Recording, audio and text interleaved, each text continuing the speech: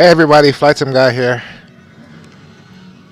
And as you can hear, I have the Matrix in the background. Free your mind. Hopefully YouTube won't be a jerk and mute my entire video because I violated a couple of seconds of copyright. Alright. I'm in X-Plane. This is Robert something Designs, RW Designs Beech Duke. This is my favorite aircraft. Here we go again. The chopper queued up to take off. This is my favorite aircraft. Twin engine piston. I fly it a lot in FSX, and I'm gonna go ahead and give it a couple of circuits in X-Plane. Now I'm at Bolton Field in Ohio. What I'm gonna do is just do touch and goes at the major airports in and around the Columbus area. That'll take me about an hour. Alright, so let's go ahead and get started. Set the parking brake. First thing we got to do is, there we go, turn on that. Next, we got to turn on the battery master. I should have enough fuel. Yeah, I have barely enough fuel. And let's go ahead and before I actually turn on the avionics, I'm going to go ahead and get the engine started first. So I don't have any voltage spikes. Make sure these are good. Fuel boost, engine number 2.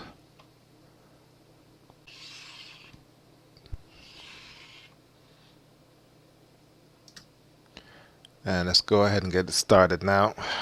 With these X-Plane, you gotta, the user interface is a little bit different. The zoom, the scroll wheel zooms you in and out. So what you got to do is click, hold, and just keep dragging it up.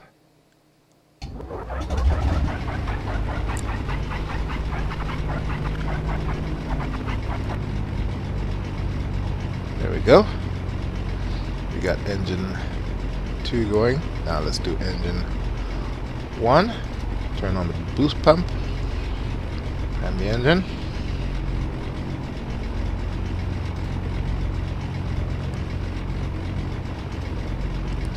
All the way up.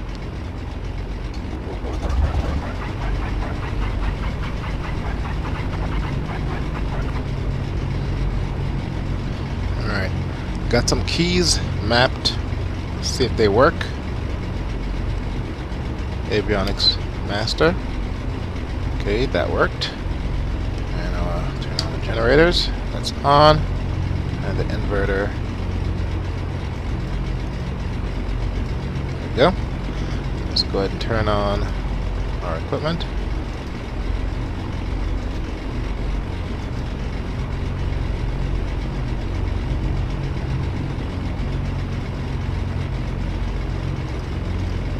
And I can't help but compare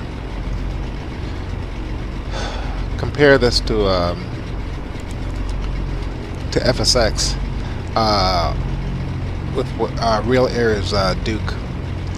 The similarities with regards to the user interface, getting everything turned on, it's exactly the same, which is good to know. Okay, let's go ahead and turn these on. This is going to be 100% VFR, so I won't be using any of my GPS stuff.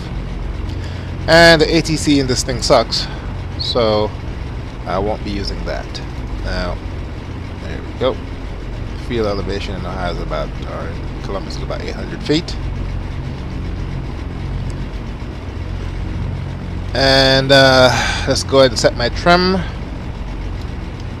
there. And I have my cameras set. Let's get down here. Whoa. Alright.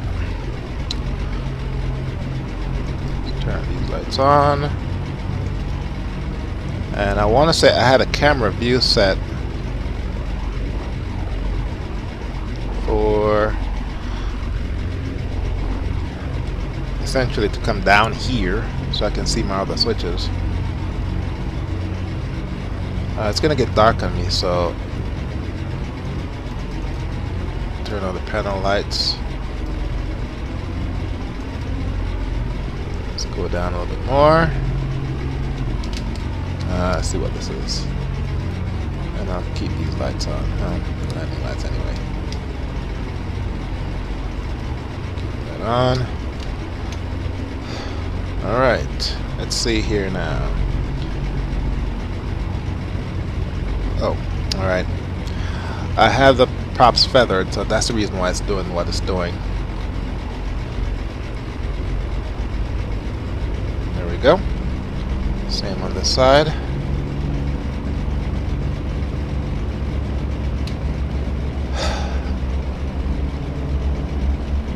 Let's check my fuel status. Fuel looks good. Looks good. Check our rudder. Rudder looks good. Cowl flaps needs to be open. Whoa.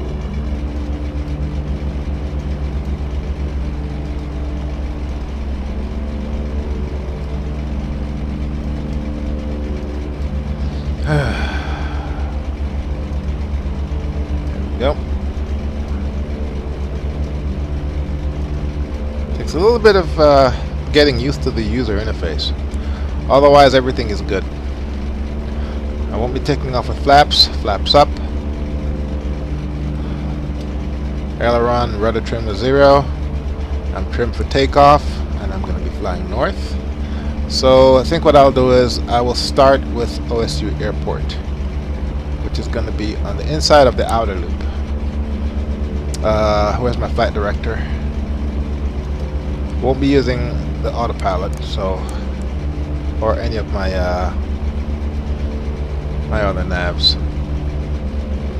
Alright. I'm not in the green for... What's this? Oil temperature.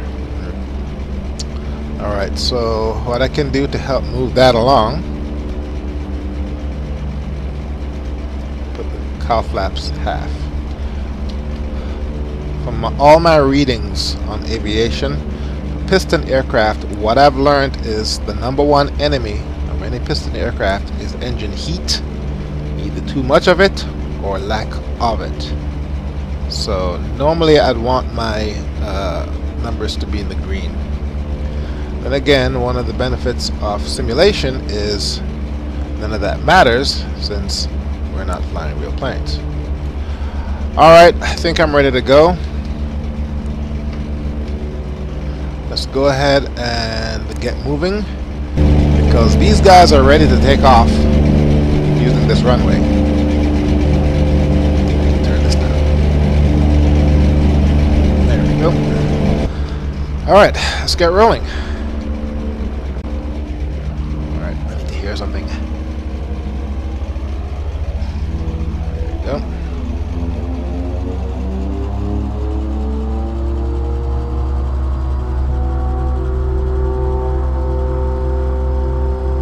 I'll rotate at about 100 knots. There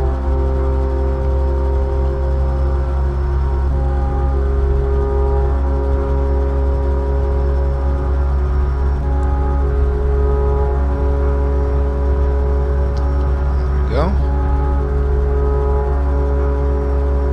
Positive rate, gear up.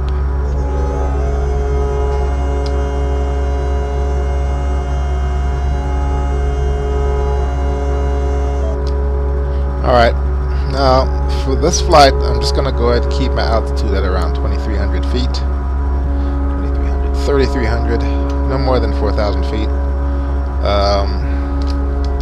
The distances between the airports, they're really not that far. Once you're high enough, you can actually see Bolton Field, OSU Airport, and Port Columbus, which has since been renamed John Glenn International. You can see all of them pretty much at the same time. Let's go ahead and keep nose up attitude. This right here, this is the outer belt. I should be flying over it right now.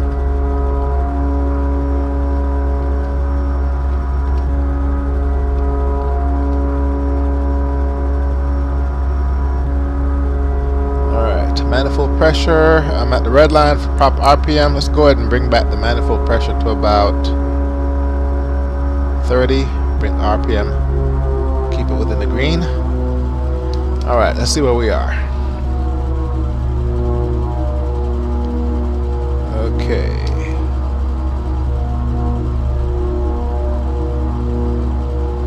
Alright, I drifted off course. Here is downtown right here. Port Columbus is over here, and OSU Airport is over here somewhere. Like I said, I'm doing this strictly VFR. And obviously in the real world it wouldn't work this way, because the moment I take off, I'd say once I got up to about 3,000 feet or so, I'd be in Columbus airspace. Here is Port Columbus right here, and OSU is over here somewhere. I always have a hard time finding OSU Airport. Let's bring back the manifold pressure a bit. Okay, I don't want to get any higher than 3,000 feet. Let's go ahead and trim down.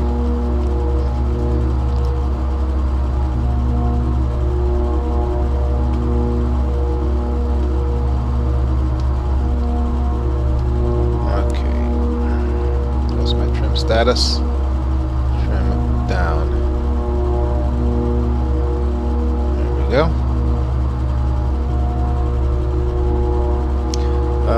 With regard to the weather, it's pretty nice outside, and the winds are, let's come off the props. That's the best way to slow down. Winds are relatively calm, so I'll just go ahead and find a runway to land.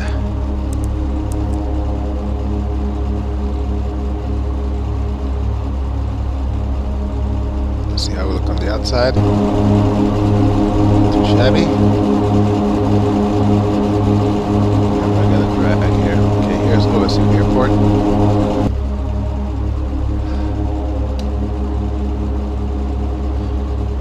Right in the flight path of the jets for John Glenn International. So I'm going to land at OSU, do a touch and go, and come over here, do a touch and go to Rickenbacker, which is further over here, do a touch and go, then go back to Bolton. Alright.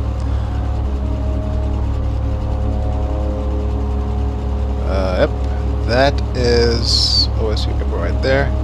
And how about that? There's a runway right in front of me. So let's go ahead and get lined up for that. Alright. A little bit fast. Come back off manifold pressure. About 20. 2020. There we go. And just by looking I can tell if I'm going to make it, if I'm too high. I am way too high. So I'm going to go on that airport, that's that runway that's to the west. Or should I just do a... You know what? I'm just going to do a pattern entry for this runway right here. That's most convenient. And that is runway, what is that, 33, 35. Look at this, I really like this, that is so convenient. So let's just go ahead and do this fast, as it were.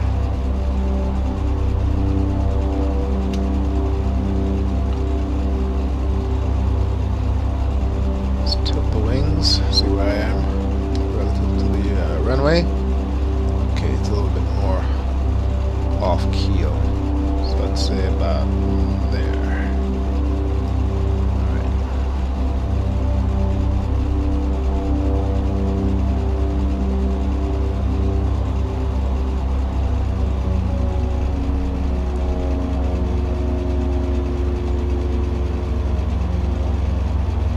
Yep, there it is. And I'm still too high.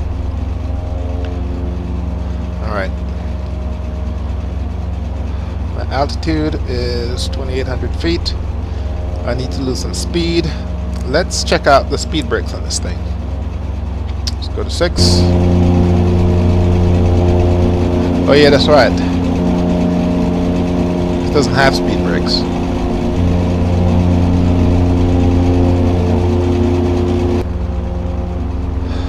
Alright. Use manifold pressure. Just gonna have to use other flight surfaces available to me.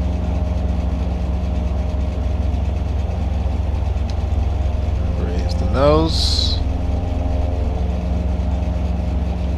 1 notch of flaps. I'm gonna go ahead and put the gear down. I'm gonna need that extra drag to slow me down.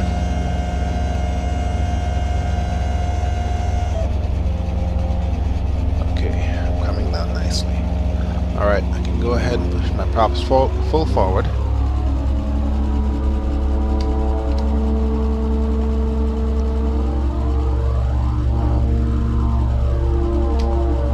Okay, trim up a bit.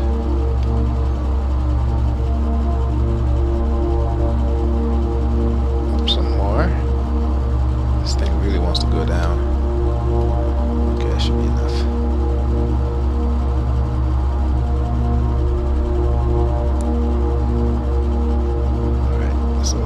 Right there. Let's go ahead and make her turn. Trim up some more. Alright, we're at about 1,000 feet. Let's go ahead and hold this while I can get lined up.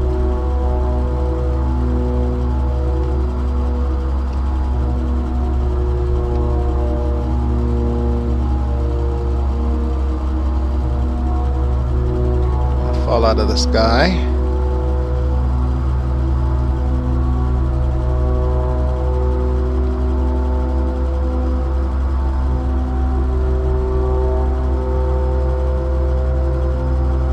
Amazing how you can lose a runway in a turn.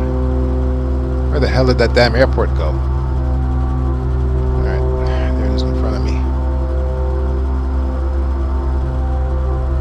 Alright.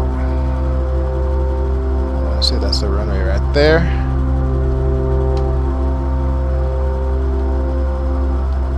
Let's go ahead and gain some altitude.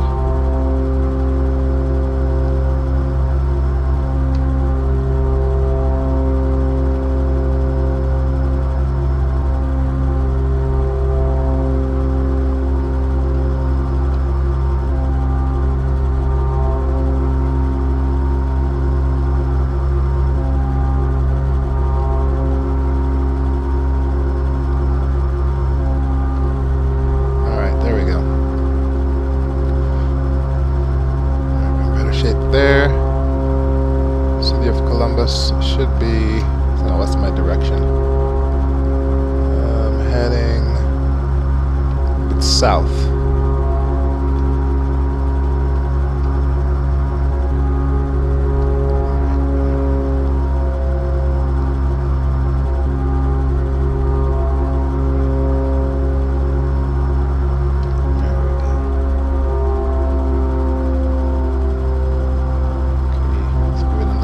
Flaps,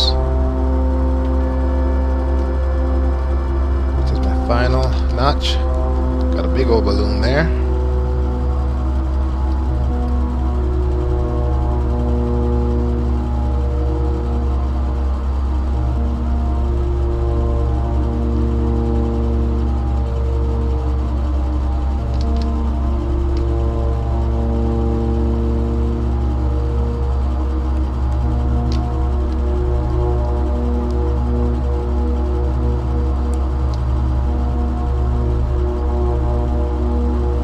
I downloaded, since this is X-Plane, you can't just load up and fly. You got to make sure you have the right sceneries for the right airport. There was a package out there at the, I think it was the forums on xplane.org, and it had all of the major Ohio airports in there. And this scenery doesn't look half bad.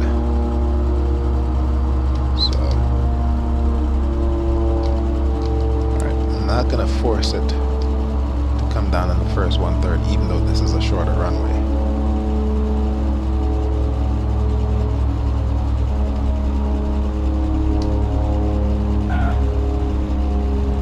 Alright.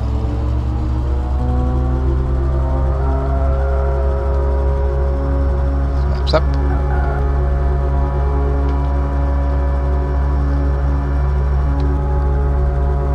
Alright, what's my heading? 150. I'm heading south-ish. So that means off to the left-ish should be Port Columbus. Should be over here somewhere. What I always do is get high enough so I can see the buildings, and from there I can get my orientation. Now the buildings for downtown Columbus, they should be right in front of me. Flaps up. I can come off the manifold pressure. Take it to about 30. There are actual numbers for flying this damn plane. I just don't have it with me.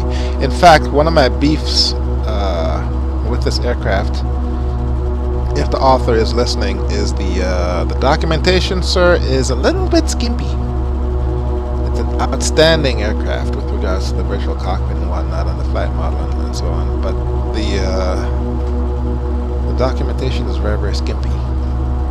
Alright, there are the buildings right there. Downtown, what's my altitude? I am coming up on 2100, so in reality I just want to leave it here. So let's go ahead and take it 2020. Now with regards to my adjusting the RPM and the manifold pressure, there is an order to doing this per the proficient pilot. Let's see if I remember. Once you've taken off and you get into, you're going to climb, you want to do the props first and then the manifold pressure.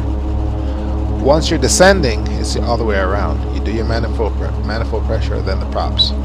Oh, and my temperature is looking good right now for both engines.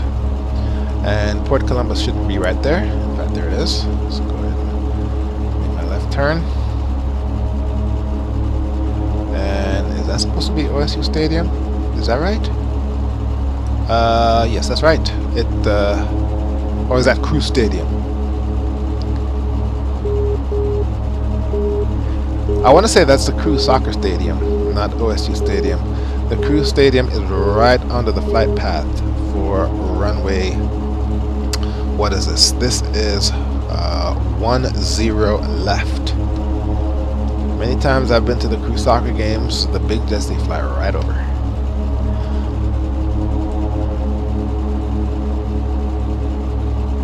This plane captures the ILS very well for instrument approaches. Just go ahead and tune the radio and it captures it, and it just works perfectly. It's a good plane. It's got 2 GPSs, a standard radio stack, and everything here is very simple and straightforward.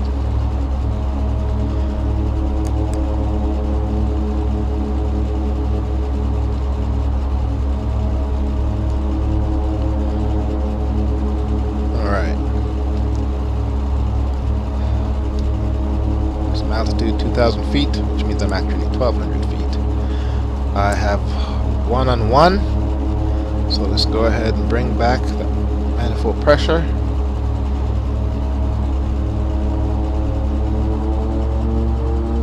Put my props back up. Get 1-notch flaps.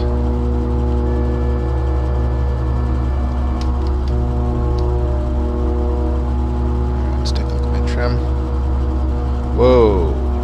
That's no good. There we go. And let's go ahead and lower the gear. Shit, the gear's been down the whole time. I thought I raised it. No wonder the horrible performance. Alright. So be it. Full flaps. I'm not gonna do full props. I'm not gonna do full flaps. I'm just gonna do a brief bounce essentially.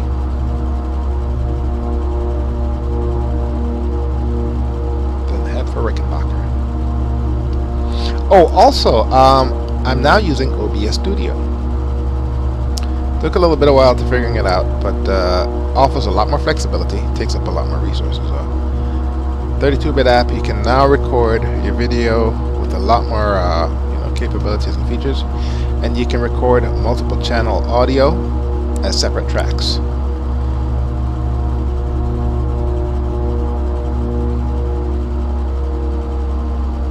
Here we go.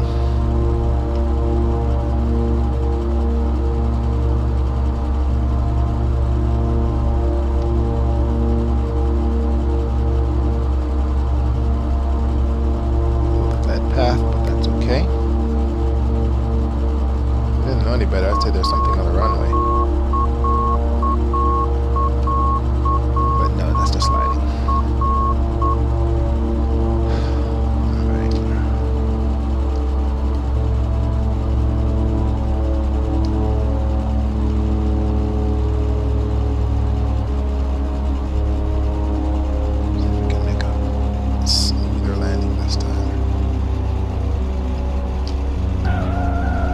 Whoa! That's not a smooth landing. That's up.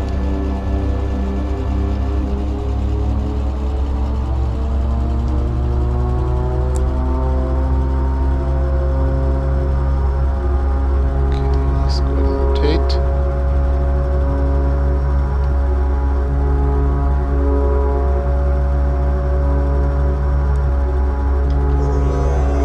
Gear this time.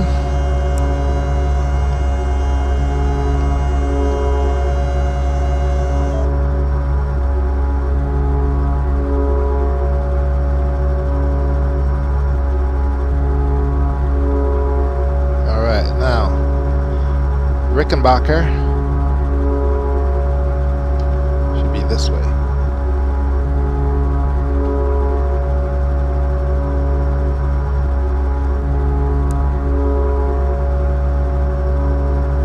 The outer belt.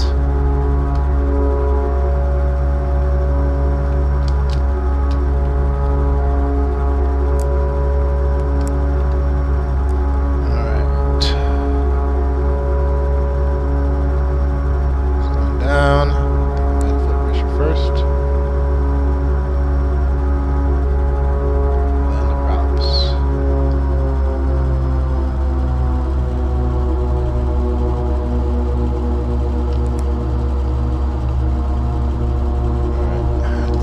Are.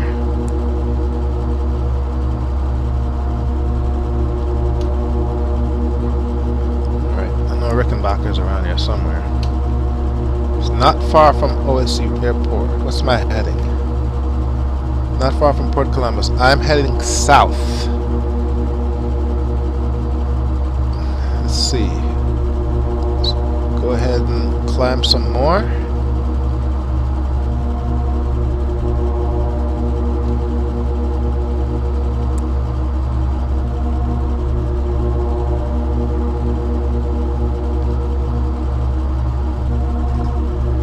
Actually, I can just save myself the hassle. It's right here. I'm flying straight towards it.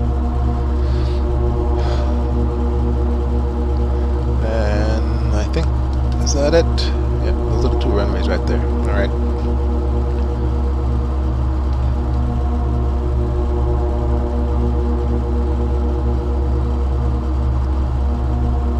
Okay, there's one to climb. Let's go ahead and hold it. What is this? 3,800 feet, a little bit high. Let's bring this down to 2020.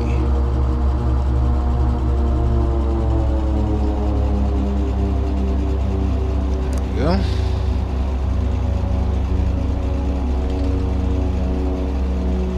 Still climbing. Past 4,000 feet. That's not good. Okay, what's my trim setting?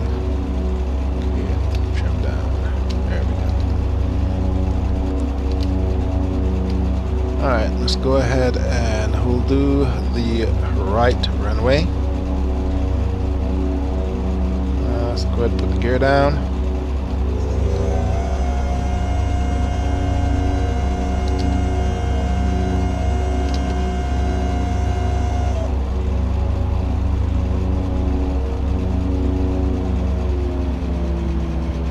Okay. Essentially I've idled the engines. Alright, I can go ahead and put down one notch of flaps.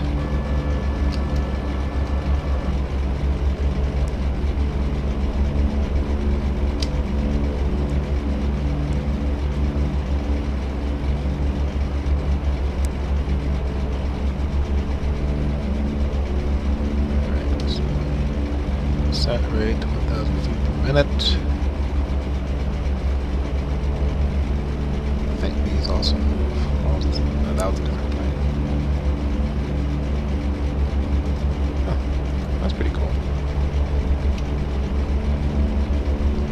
Alright, so I botched the last 2 landings. Let's see if I can do a better job this time.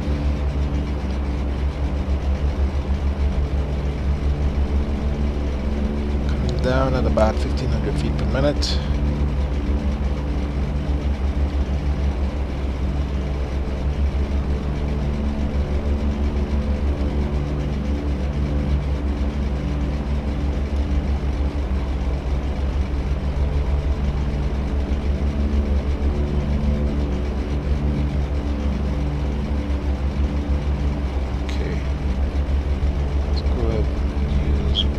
Full flaps.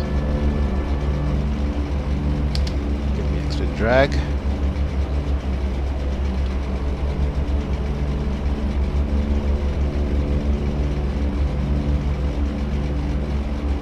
we go.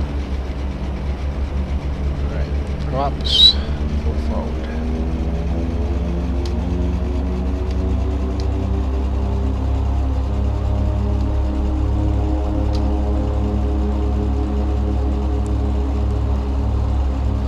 Now in reality, descending to land with the props back is probably not the best idea in the world. As I recall, these constant speed propellers, props full forward, high RPM, that's equivalent to first gear. Props back, where the blades are taking bigger chunks up out of the air, that's low gear. So if you're cruising or if you're coming down, that's like coasting. If you want to slow down while coasting, you want to use the compression of the engines in an automobile to slow you down, so you put it in a higher gear. So in theory, and I'll try this when I go back to Bolton, to come down to arrest my descent rate, in theory I should be descending with the high prop. A lot of pilots descend with the low prop because it's less distressing to the passengers, or so I've been told. Alright, let's see if I can do a better job with the landing here. Gears down, 100 feet to go.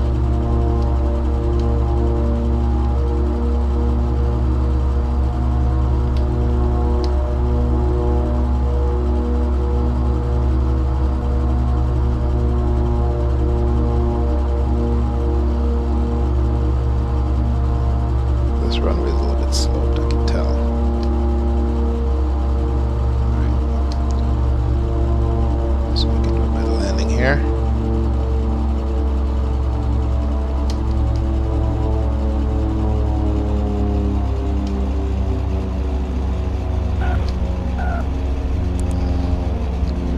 Not the greatest in the world.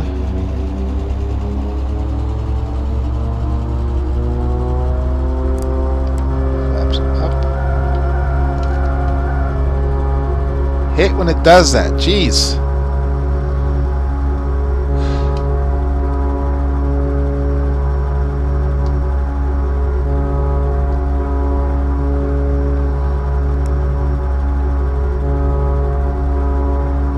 Alright, let's go ahead and climb to about 1200 feet,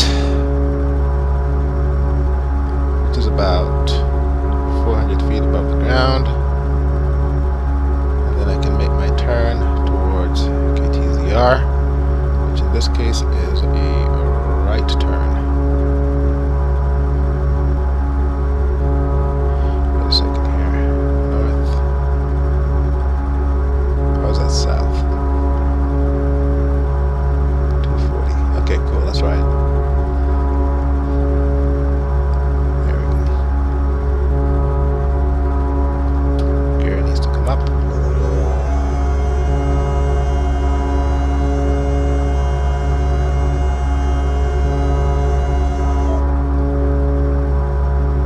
Bolton should be right over here. Go ahead and take it up to about more than 3,000. Here's an outer belt right here. Let me think, which way do I want to land? Let's go ahead and make it interesting. I'm going to go ahead and follow the outer belt. It just goes to show that VFR flying an X-plane is a thing, and it actually works. X-Plane 10 should be coming out shortly. Approaching 3,000, so let's go ahead and come down. 25. This brings it back to about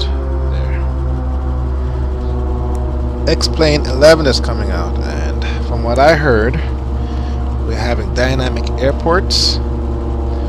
We're having better, smarter AI traffic. Also, a big expansion in the stock aircraft. They're going to have a Cessna Citation X, and a lot of the stock medium to large jets in X-Plane 11 will have a flight management computer. Now, it's nothing fancy. It's a basic, I guess it's a custom FMC, and it's being included with the planes. So, also going to have pushback capability,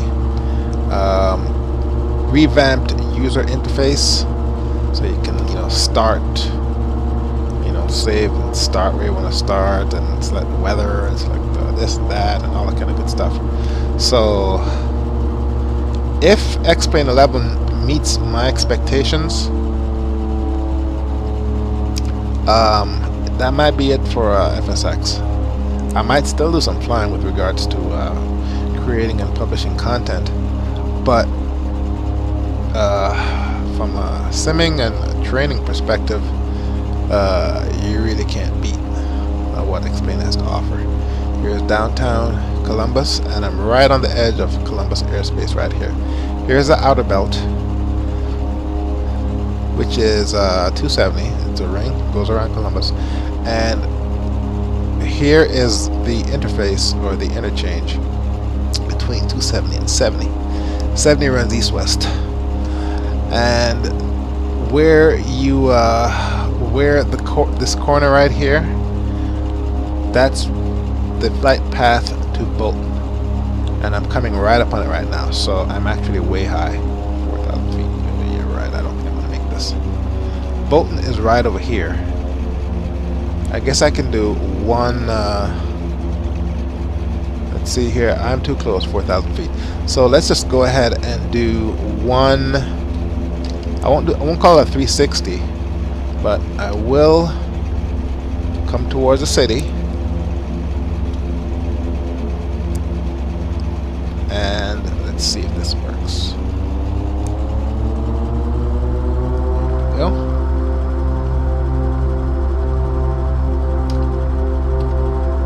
The idea being high-pitch prop should give you more drag. So I decided to rate 2,000 feet per minute. That's fine. And now, and it is working, I'll make my left turn with the outer belt in mind, and that's going to be my marker to come in to Bolton. And I'm not cheating by looking at the GPS. Alright, 2,500 feet, we're coming down,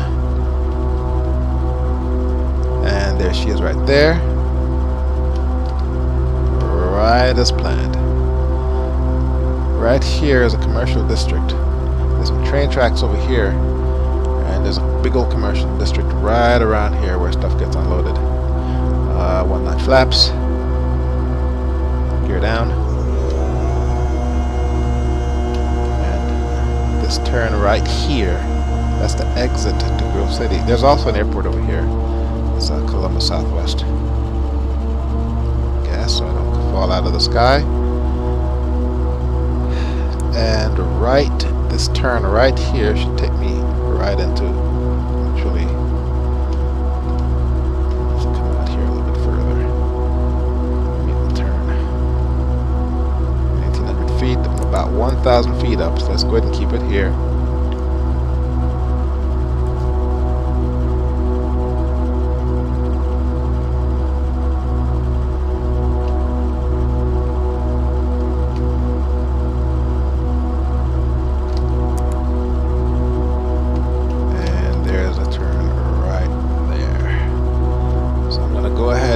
Lights, then just come left.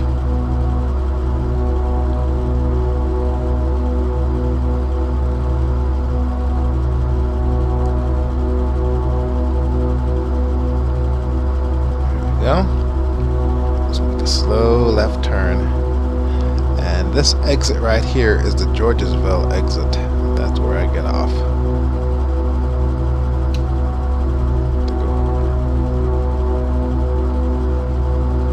There she is.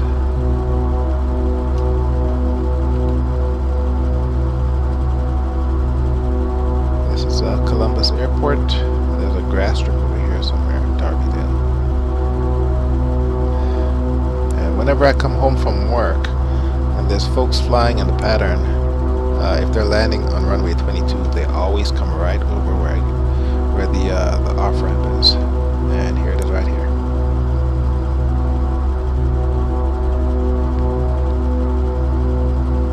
Alright.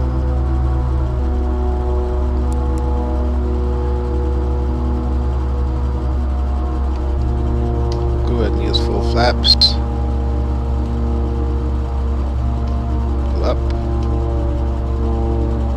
One more notch of flaps.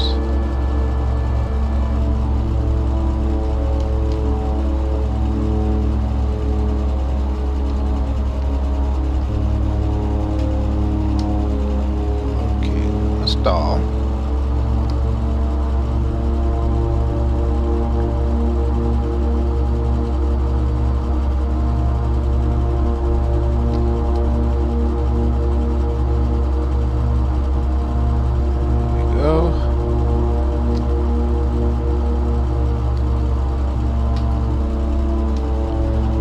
Gears down, green, flaps full. Let's see if I can do a much better landing. I haven't been getting the stall warnings with my landings. Let's try this again.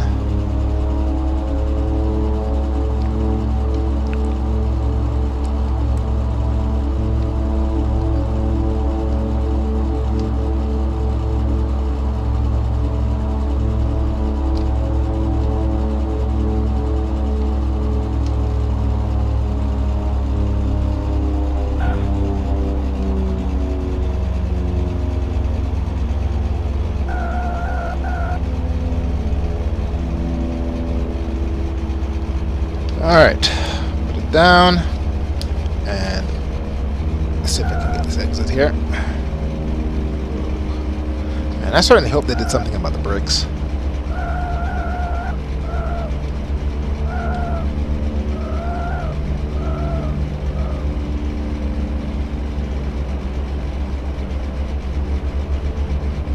And that lineup of traffic isn't there anymore. Flaps up.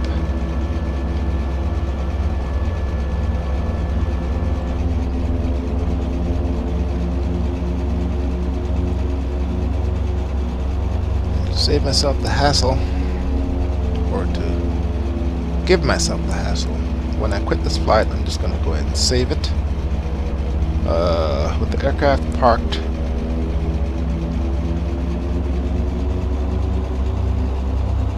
on the parking apron.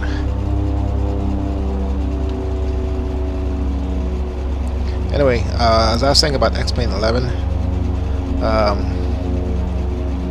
it's going to close the gap between X-Plane and FSX with regards to what the simulator has to offer outside of the cockpit. Inside of the cockpit, X-Plane beats FSX hands down. Outside of the cockpit, traffic, scenery, weather, all that kind of stuff, X-Plane had a lot of catching up to. But it's actively being developed, so it's only a matter of time before, when it just doesn't make any sense. Oh, come on! Jeez. As I was saying, and that's another thing about X-Plane. Whenever you buy a new plane, suddenly that plane that you buy is showing up in all your traffic. So all the planes that you're going to see around here, the dynamic ones anyway, are all planes that I've bought. I wonder if I can park in that hangar.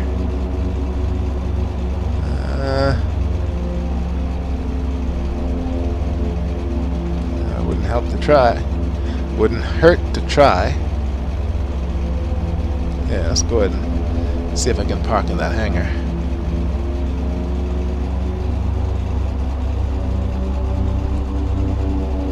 And you can obviously tell that these planes here are just static objects. That trijet is a Dassault Falcon 7X or 8X or something. Oh, and true story. This is the Cirrus. I think it's a Cirrus Vision. It's the spine-mounted engines mounted on the plane spine. It just received within the last week FAA certification, and it's going to start going into production. It's going to cost about 1.4 million or something. So anyway, can I park in there? No, I can't. It's being occupied by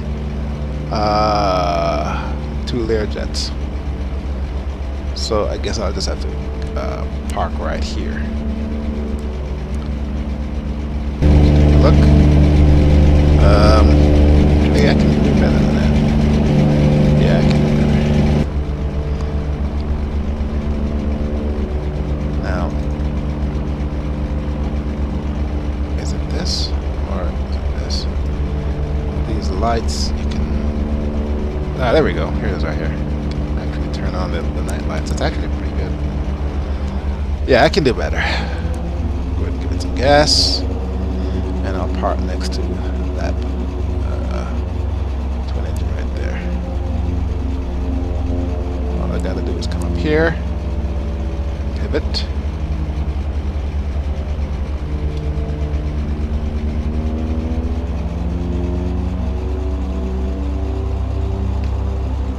Oh shit, actually, you know what? I do not want to park next to that plane. In fact, I want to park right here. There's a very good reason for that. X-plane doesn't have a pushback feature. Leave it right here. They'll fix that in X-plane 11.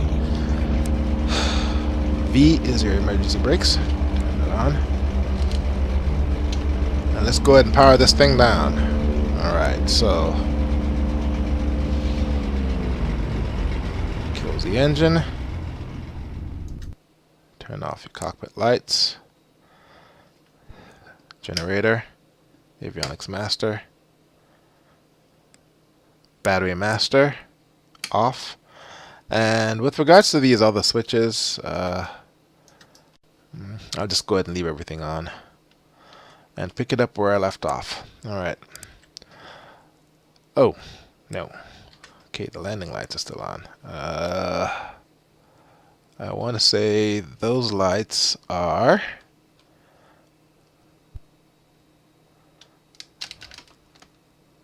Here we go. There. Let's go ahead and turn these off. May as well since I'm down here. Alright. Alright. And this is pretty cool. Parking lot. We got the lights here. And it actually illuminates everything. And I'm assuming these stars are astronomically, quote-unquote, correct. Well, the problem is this is not an accurate representation of Columbus, Ohio, because in Columbus, because of the light pollution, you can't see anything.